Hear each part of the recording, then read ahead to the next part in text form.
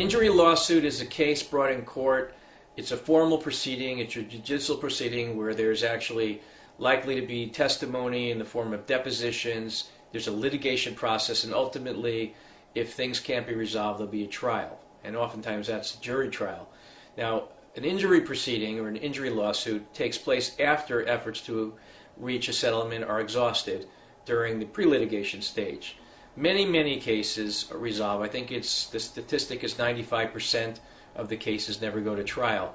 Sometimes, though, with the more serious cases, you can't get fair value from an insurance adjuster for a variety of reasons without filing suit. Sometimes you're dealing with an insurance adjuster that's relying on a computer software program valuing the injury.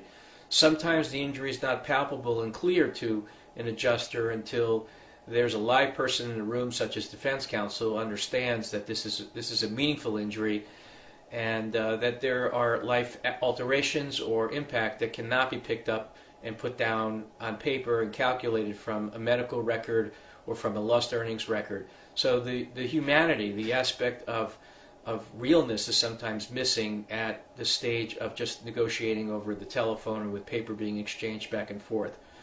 The other difference is that when you're in an injury lawsuit, you have an opportunity to actually take your case to the jury. Constitutionally, you have the right to a jury trial, and if you don't feel that you're getting fair value and your lawyer's guiding you as such, then you take that case to the jury and you make sure and get fair value, even if it takes a little bit longer.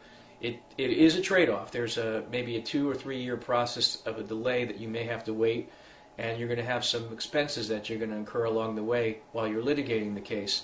So it's a value judgment that you and your lawyer need to make together collaboratively. And once you make that decision, you pull that trigger. You've got to stay in it to the long haul and make sure that you're willing to go to trial, because you very well may need to do that.